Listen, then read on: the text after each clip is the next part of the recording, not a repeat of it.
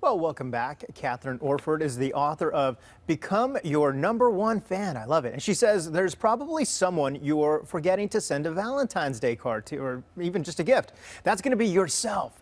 Kathryn is here with us this morning. Good morning. Thank you for coming in. It's so excited. I mean, this is one of those things. It's Valentine's Day. We think about others, but we got to think about #1. Exactly. It's like, how can we expect anyone else to love, appreciate, and honor us if we don't honor us? Right. And it's like, if we're actually relying on someone else to tell us we're pretty enough, good enough, clever enough, lovable enough, Right. what happens is we're giving away our personal power. And what happens if that person then walks out the door? Right. Our self-worth, our self-esteem walks out the door with them. Right. And we're doomed. And Right. that's exactly what I did about 28, 29 years ago. And I don't want any of your viewers to feel that way. Right. So it was yeah. something that you encountered that helped to lead you to this book and this experience. Exactly. Yeah, I was actually suicidal all those years ago because of man of my dreams dumping me, etc.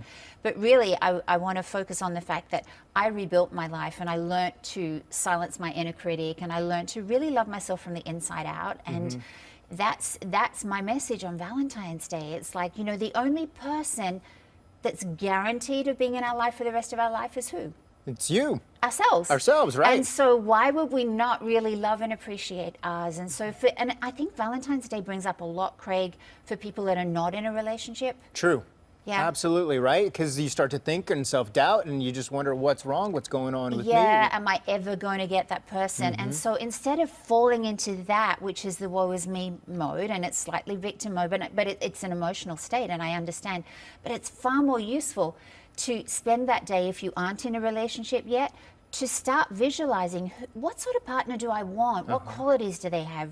Make a vision board, make the day special so that you can start dreaming that person into your life. What a great idea. Yeah. So rather than focusing on what you don't have, focus on what you do have and what you want to have. Exactly, In a way, and right? do something special for yourself. I always do on Valentine's Day. What kind of things? You can take yourself off to have your nails done, or you Yes. can soak in the bath if you never give yourself that option. Like, it doesn't have to be about money. Right.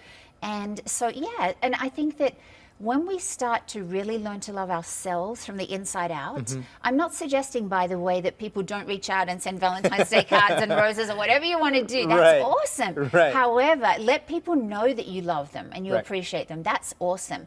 However, when you start really learning to love yourself from the inside out, guess what? Every day is Valentine's Day. That's so true, right? Yeah. I guess, Kathryn, it comes back to, should we compliment ourselves as well? I mean, we compliment others all the time, but what about ourselves? Exactly. So when was the last time you looked in the mirror? And maybe you do it. No. I found this very confronting to do it first, but I kept on doing it, and it gets easier, and the inner critic starts to pipe down when you interrupt the patterns. And look in the mirror and go, you are one hot guy or girl, and you know, I love you exactly the way you are. Yes.